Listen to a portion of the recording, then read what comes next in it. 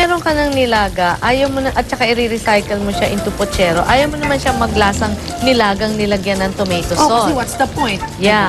So, ang gagawin is talagang kailangan yung tomato sauce ang lulutuin mo. Okay, so what Na we're really doing now... very thoroughly cooked. Okay. So, ang gagawin natin ngayon, basically, the tomato sauce. We're making the It's sauce tomato that we're sauce. making. Here's my nilaga. And ang dapat talaga is you have to be careful na yung nilaga hindi na magdudurog kasi mukha talagang tira.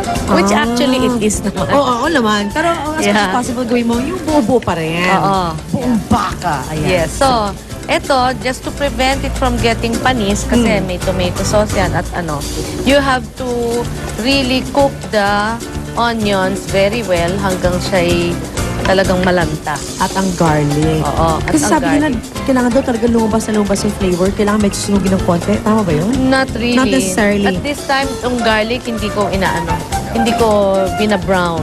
Alright. Tama lang siyang ganyan. So, ang onion. Sige, Okay, there you go. there are two kinds of tomato sauce, tomato paste and tomato sauce. Yes. Tomato paste is really what I use Okay.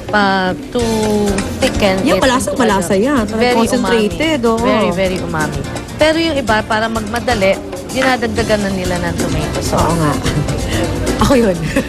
Lagi nagmamadali. Marami, Tomato paste. marami naman. Yes. Oo, marami. Yeah. Marami kami. Yeah. Nagmamadali lagi. Marami tayo. Ayan. Yeah. Magamit So, ng paste ganyan. and sauce together. Now, pwede rin, huwag nyo tatapon yung Uy. sauce ng pork and beans. Oh. Kasi yan ang ating gagawing pangmadalian na dagdag Wait, sa yung- ating pochero. Yung sauce lang. Pero yung beans, pwede mo kumbaga ihango, i-separate. Yeah, Eat it for breakfast and then this is for no, lunch. no. You can, Or, that's already your additional here. okay. Para siyang side dish na hindi. Actually, we're not just recycling the nilaga, we're stretching it with all these other gulay. Oo, mas maraming mas tatagal ilang araw yan. From 2 days, naging 1 week yung pagkain mo ng nilagang At baka. hindi pa Puchero. katapusan ng, parang cereal eh. Oo. Hindi pa katapusan. After nilaga comes pochero, then pochero becomes ropa de viejo. I don't know what that is. Ropa pero de viejo ang means alam ko lang, lubid na luma. Aha. Kasi mukhang lubid na Mukhang siya. lubid na siya. So, ibe-blender mo naman sila lahat. Okay, medyo iba pa yun. Medyo in And the then, future yeah, siguro you yun. have a Right now, we're concentrating on Yeah. pochero. Oo. And nagko-concentrate ako kasi si Igan. Oo nga eh. Antay na yung pagkain, gutom na siya eh. Pakibantay. Concentrate siya for breakfast daw, Miss Nancy. Parang gusto niyang kunin to. Oo. Pero konting antay na naman. Lalagay pa Konti tayo ng lang ano dyan. yan. Kulang Oh. yan. Naman. Lagay na natin Sa lakaigang to. Maganda. O yan, chorizo. Wow. Chorizo. Talagang kailangan malaki yung cuts. Nilalakihan ko. Okay. Oo, para Naawa ko, para Igan. Pwede ko na malasa. Hindi, okay lang. Pwede ko na bigay. Bigay ko na, Igan. Parang hindi naman tayo magutom, di ba? Ito, Yeah. Igan. Enjoy the pochero. Nahiya Yung, pa. sige Get mo na. Yan. Mainit yan. Tingnan ko sa ilalim.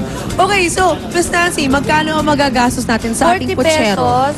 40 pesos kasi gulay lang ang dadagdag natin. Ah, that's true. But if you And a include bit the of cost chorizo, of of course. if you include the cost of the carne, Oh. it would be about 80. Ah, It's still okay. cheap. Oo. Kasi the cuts I use sa ating nilaga ay kamto, brisket, Aha. buto-buto.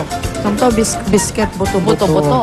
Okay, pero yung Yeah. 40 pesos na minasyon natin kanina, yan po ay Ito yung mga gulay recycled na. na. Yung Oo. mga to Oo. make it pochero, pero wala pa doon yung to make it nilaga, kumbaga. Yeah. Ayan, so Yeah. pork and beans. Pork and beans para mabilis.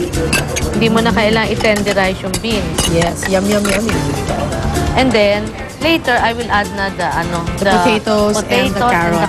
and the kamote. Kamote, pre-cooked na yan. Oo. Pre-cooked. Tapos, pre-cook ko na rin yung aking pechay and Talagang cabbage. binilog mo, no? Nakakatuwa sila. Now, meron tayong side dish. This is inihaw na talong Aha. with mayonnaise. Yun lang. You can add, yung iba dinadagdagan nila ng suka. But this is my talaga? version. Oo. Ang sarap niya. May pepper? Wala na. No need for Kung pepper. gusto mo na, Ano, dagdagan mo na lang ng lahat. Ah, Pero okay. that's naman side dish, hindi naman Oo. yan talagang food. Pampa-extra lasa lang siya, basically. Yeah. So, yun, nilagyan niya natin yung pork and beans and then later, we're going to put the Lagay na natin si karne. kamote and the patatas. Okay? Wow. Ooh. Eto. Wag lang natin talagang dudurugin kasi you stop mixing Aha. when the Pag meat is nilagay na already. siya. Oo. Ah. So, huling-huli na talaga siya nilalagay. Oo, Kasi luto na naman siya, eh, oo, diba? at saka ano na siya, talagang fall off the bone na Oo, siya eh. oo nga, mukha nga. Wow! Ang sarap. Sarap talaga. At ito, dedicated namin itong pocherong ito kay Catherine na nag-birthday today. Happy birthday, Kath! At syempre, belated happy birthday kay Ate Cory na favorite pala itong pochero. Who's Ate Cory? Ate Cory, our dakilang FD. Ah, really? Yes, Ate Cory, Ate Cory. Oh. Love na love niya ang pork and beans. Pork and beans talaga. Timing. Separate ang pork and beans. Timing. Ayan. Okay, Pochero. yan. Ilang tao kaya mapapakain natin today with that? Ay, That's a huge, diba? Huge number. 15 to 20. Oo, marami to. Except 15 for to pag sa lakay gang, -5 mo na yun. Lakas namin kumain. What can I do, di ba? Okay, Yan. so, Miss Nancy, may additional tips ka ba sa pagluluto ng pochero? To save time, you can boil already the vegetable Yes. head. And then, wag niyong tapon yung pinag-boil. Gamitin niyo na rin as part of the broth. Tara, paano? Kailan mo papasok dyan? Pwede, halimbawa, kinulang ka ng sauce ng nilaga mo. Oo. Di ilagay mo na yung water na pinag-boil mo.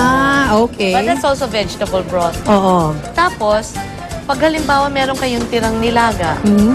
di ang gawin nyo sa morning, paglagay nyo sa ref, Aha. ando na yung ganyang kakapal na taba. At Oho, mantika. oil. Oo, tanggalin You niyo can muna. Iahon tanggalin niyo na. niyo na. O yun. That's what my mother does. Ini-scoop niya. Ini-scoop out niya. Okay, so we're gonna put this here na for the next batch.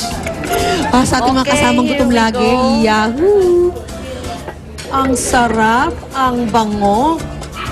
Tsura pa lang, palinamnam na. Yan po ang pocherong galing sa nilagang baka. At lalagyan na Ni natin Miss ngayon ang Nancy ating Reyes Lumen. Dadaan ko lang muna sa apoy yan. Ayan, sige. And So, then- lalagyan natin ng gulay mamaya nung Yan na ang pechay ating- at cabbage. Yes.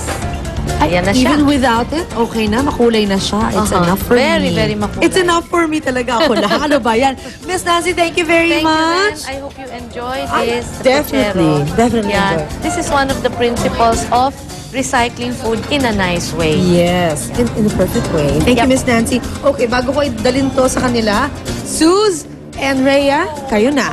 Okay. Titikim na ako rito. Eto na, malapit na Yan. kami. Ito si Lynn, estorbo eh. Pakuha Oo na nga kami. eh. Paano ba to? Kami excited. Sarap, Thank you so much, Miss Nance. Maraming salamat. Ayan, Yum, so yum. habang kumukuha si Regia, pinapaalalahanan din namin kayo, di ba? Na today ang last day ng filing ng ating income tax return o ITR. At kahit sabihin ninyo na, wala naman akong babayaran, zero ako eh. Di ba? Oo, kailangan nyo pa rin mag-file. Kailangan yung kumain ng breakfast kasi Yun. medyo madugo ang